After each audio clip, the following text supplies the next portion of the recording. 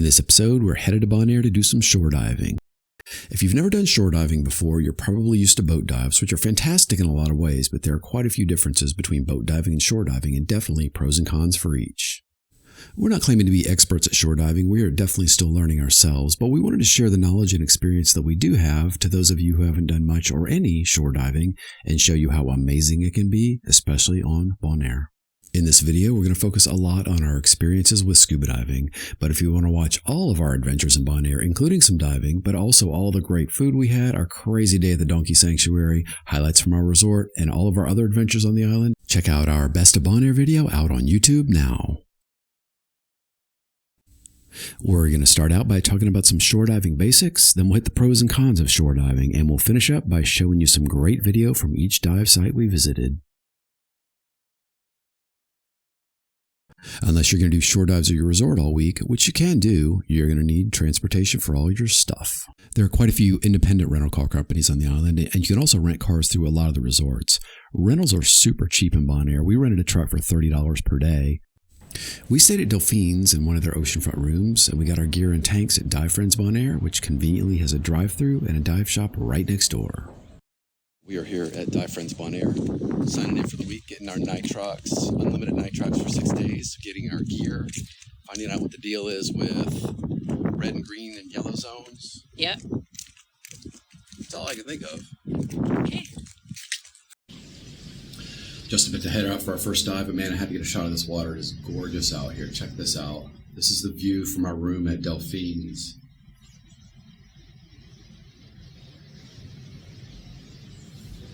This restaurant is new. They just added this within the last couple of years, I think, because we were here 2 years ago. This is where we stayed as well. Beautiful. Just went to dive shop, got our gear, got tanks. We're going to go do our check-in dive, and then we're headed off to dive for real. This is what a land dive boat looks like. Since Bonaire is really well known for their shore diving, a lot of rental car companies rent pickup trucks, which are awesome for shore diving, and they'll even throw in a wooden frame for the bed so that you can secure your tanks better. Okay, so you've got your transportation, you've got your gear and your tanks. Now, how do you find the dive sites? Well, obviously, a map of the dive sites is helpful, but how do you know exactly where to get in? That's where these yellow rocks come in. Each of the dive sites is marked with a yellow rock like this one, and the name of the dive site is painted on it, making all of the dive sites easy to find.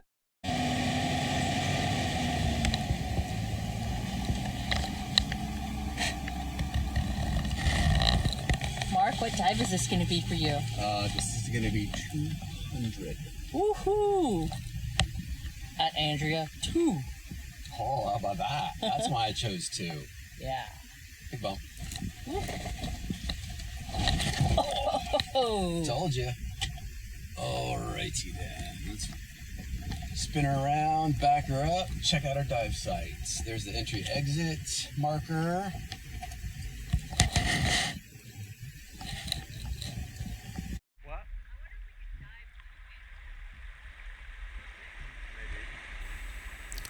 Then after we park the truck, we get out and scout the dive site, including the entry and exit. Most dive sites have an entry-exit rock at what is typically the best place to enter and exit, although your mileage may vary there. When you leave your car to go dive, it's recommended that you do not lock your car and that you leave your windows part of the way down, weather permitting. This shows potential thieves that you don't have anything valuable in your car and they won't have to break your windows to get in if they still want to. And of course, don't leave anything valuable in your car. Except maybe carrots. So that obviously means that bringing a phone along is difficult. That's one of the reasons that Maria bought the Sea Life housing for her iPhone. It works great for underwater photography, and we're able to have a phone with us when we dive in case of emergency. Let us know in the comments if you have other creative ideas for bringing a phone along in situations like this. So you're at your dive site and you found your entry exit. What's next? So this is our next dive site. Gonna get in right about there. Get the buoy over here. Before you get in, it's a good idea to have a plan. The first thing I do is sight the buoy, if there is one, line up my compass with that, and then swim to it. If there's not a buoy, I just aim my compass perpendicular to the shore and then swim straight out. The nice thing about the buoy is that you've got an easy mark coming back when you're ready to exit. If there isn't a buoy, you're going to need to swim out to the wall and find landmarks. It's usually about 5 to 15 minutes out to the wall, and that'll vary by dive site, how fast you swim, and maybe how much current you're facing. Some people surface swim out, I guess, to conserve air, but we love descending right away and swimming out through the shallows. You don't burn much air because you're super shallow, and we've seen turtles, squid, and all kinds of great little marine life in the shallows. The challenge of finding a landmark underwater is that a lot of the wall looks like this. Beautiful, but a lot of the same beautiful over and over. What are we looking for in a landmark? Well, it needs to be something very distinct, not something that you're going to see 10 of on your way along the wall during your dive. I also like looking for tall landmarks that stick up above the rest of the coral. A landmark like this would be perfect. Try to find something very distinct like this, and then find a couple of backup, maybe smaller landmarks nearby so that you can be sure you found the correct big landmark. Also note the depth of your landmark. You don't want to find a landmark at 60 feet and then swim back at 40 feet and go right past it. So once you find your landmark, you'll start swimming along the wall, but which way should you start? Well, which way is the current going? If you can't tell right away, watch the sway of the corals. I especially like watching the sea rods, which you can see here bent over at the bottom of the screen. Start your dive by swimming into the current. If you swim with the current, you're going to be moving faster on the first leg and you'll have a longer swim back. You don't want to have to come back on the return leg swimming into the current. Okay, so we're on the wall now, swimming into the current, enjoying the amazing scenery, but when do we turn around? The simple answer is about halfway. One way to gauge that is by your air. If you start with 3,000 psi and you want to be back at the landmark and heading back in with 1,000 psi, you have 2,000 psi usable air, so turn around after you've gone through about half of it. But also remember that you'll use air on the swim to the wall and on the way back to the exit, so you might want to start your air count when you get to the wall. But no matter what, be conservative when you start. If you get back to the landmark and still have plenty of air, you can always spend the extra time in the shallows investigating all the cool little marine life there. Leaving that safety margin is important because things happen, like not finding your landmark, misjudging the current, and just spending more time down than you intended. But you'll get better at it as you dive more. And remember, you can always shallow up, do your safety stop, and groundhog up above the surface to see where your exit actually is.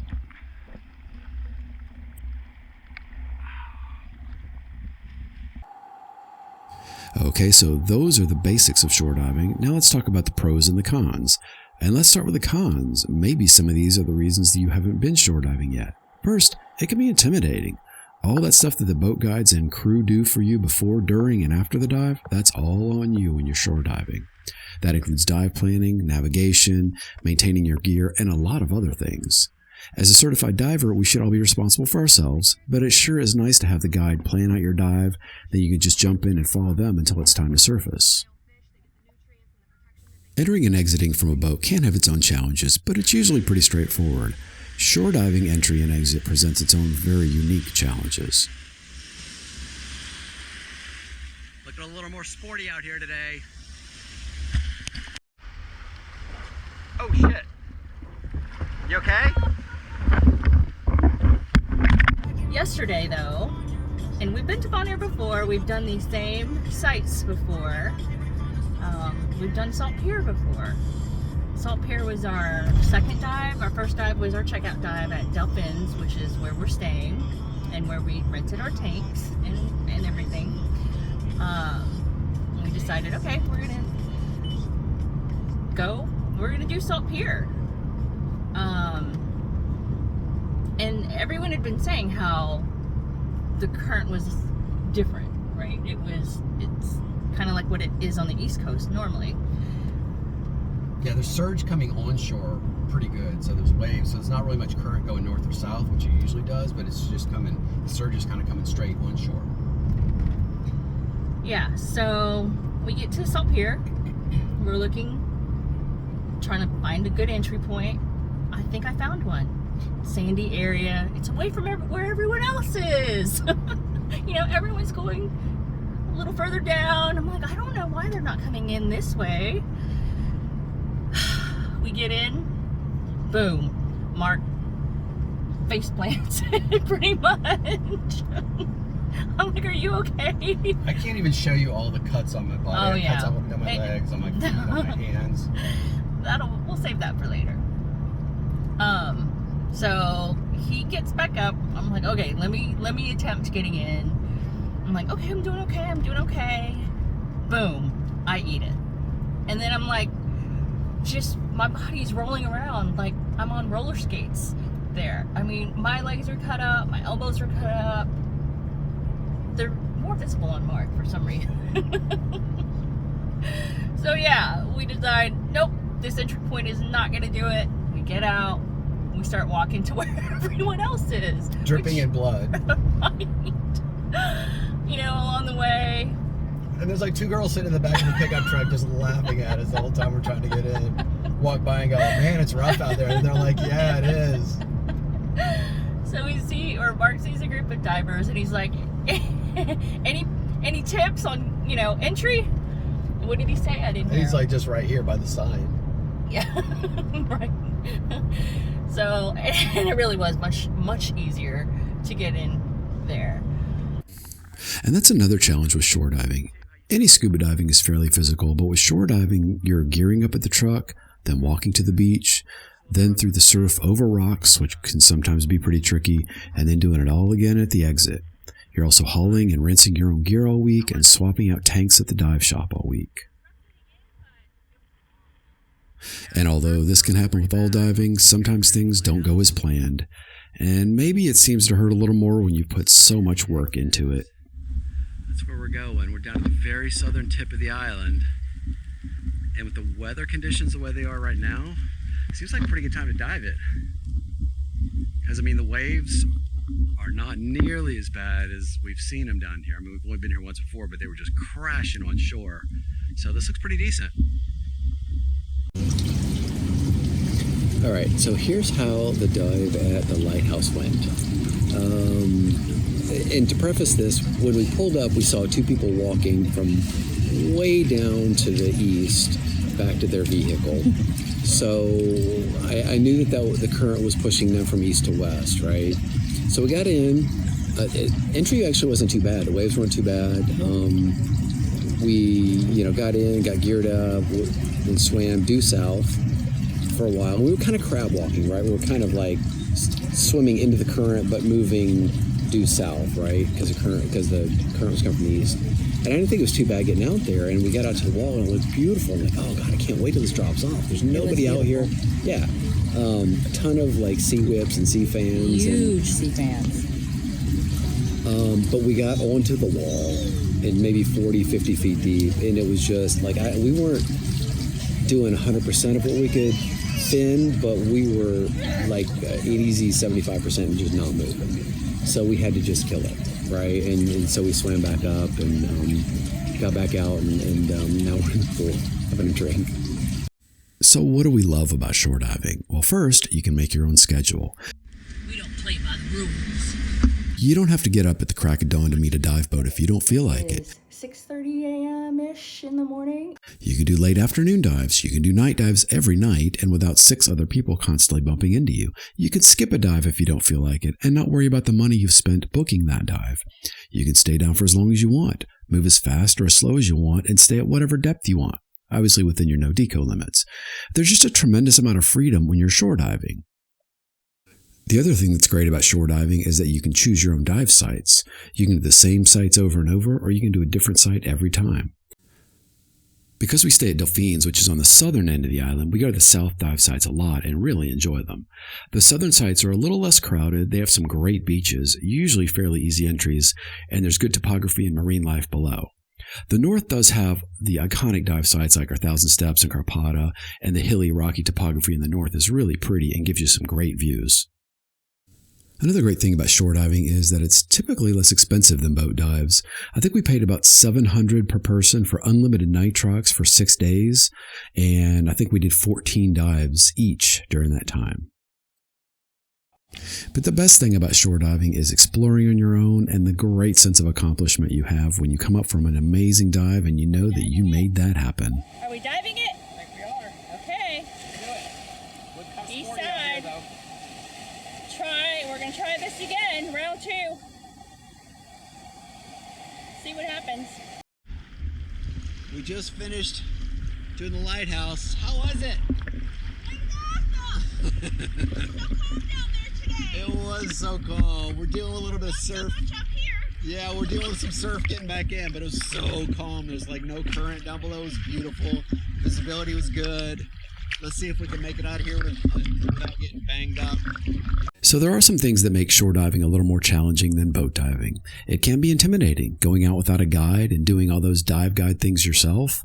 It can also be more physically demanding than boat diving, having to lug your gear around and walk over rocks through the surf. But on the plus side, it does tend to cost less. It gives you a lot of flexibility to dive where, when, and how you want, and as often as you want. And the fact that it's a little intimidating and more physical means that the sense of accomplishment feels amazing when you and your dive buddy plan and execute a fantastic dive. Up next, highlights from all of the dive sites that we hit on our last trip to Bonaire.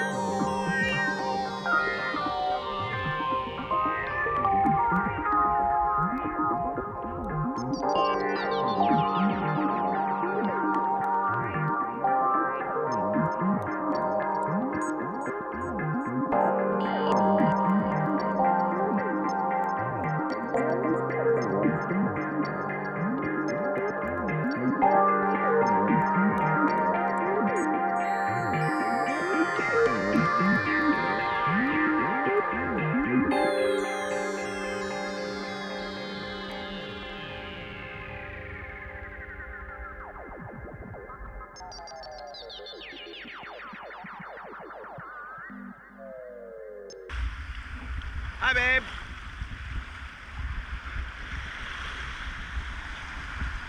Yeah.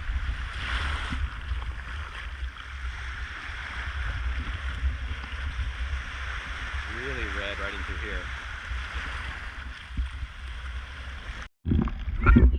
Okay, now do it. Now do your wave. Just, we're at Red Beryl. About to do our dive, walking in.